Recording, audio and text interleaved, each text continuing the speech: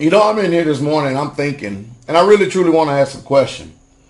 Why is it that anytime somebody in this country now wants to live free, wants to be personal, and they want to be private, and they're very careful about who they allow into their life, why is it that people look at people like that with a negative outlook?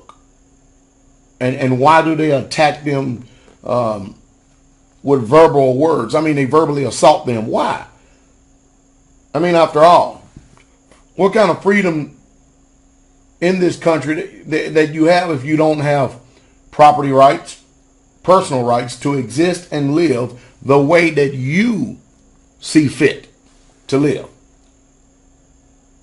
I mean, do you have to have full disclosure of your life to everybody and make everybody around you feel comfortable just in order for you to live? I mean, Pastor Dow lives out a totally different mindset. I personally, truly don't care one bit about what people think. And I can tell you the sentiment is mutual. They don't care one bit about what I think either.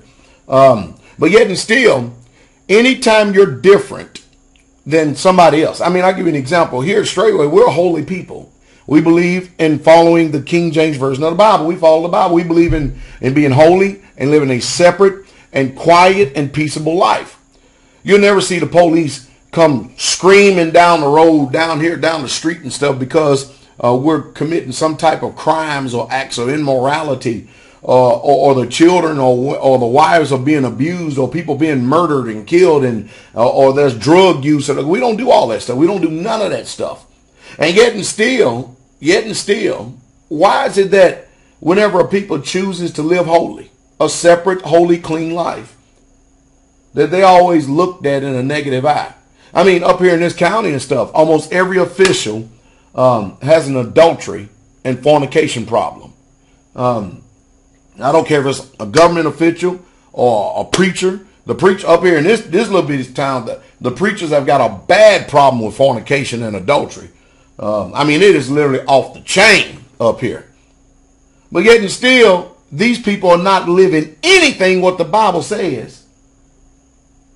And we're not a threat to them whatsoever at all. I guess whenever all of God's sheep are clean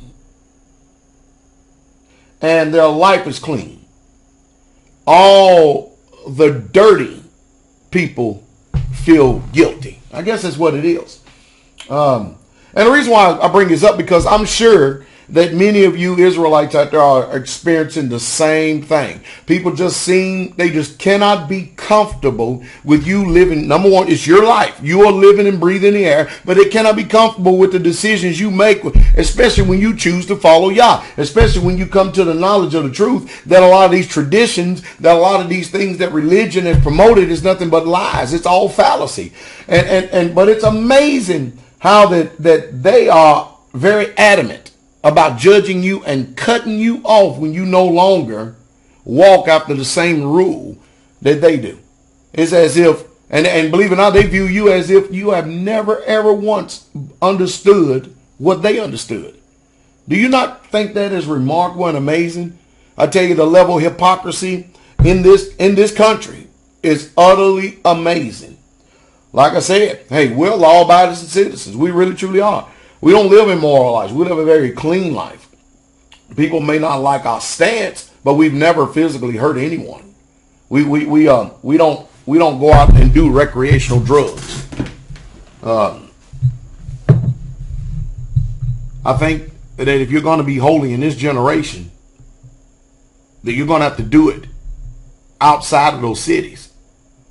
And that's one reason why I moved out, because there's no way that you can live a clean, prosperous life separated to him while living in those wicked cities.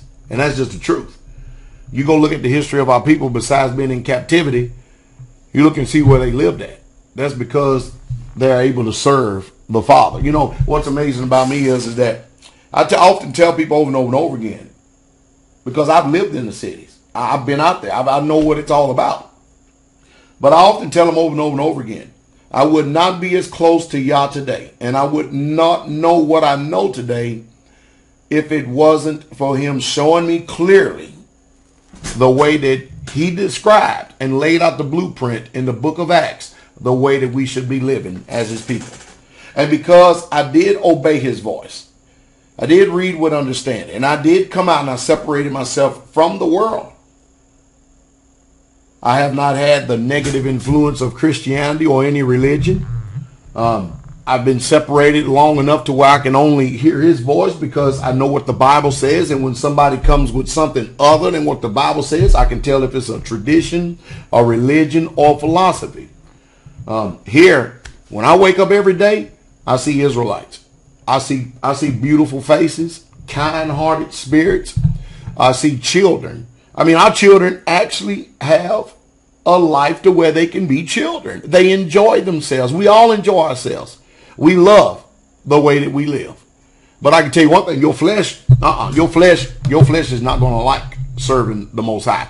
And that's the reason why most of us are having difficulty. Most of you are having difficulty making moves now because it's not conducive to your flesh. Remember, I've been where many of you people are.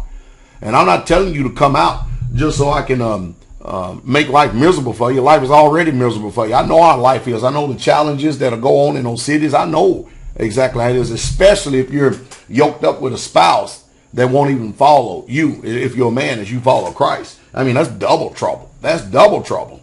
But there's no way. I'm not about to trade everything that I've worked for and what God's given me strength for to go and return to a worldly mindset or to go back to wickedness and idolatry. The word is, come out of her, my people, and come out from among them and be ye separate, saith Yah. Don't you touch the unclean thing. When you do that, then he will receive you and he will be your Yah.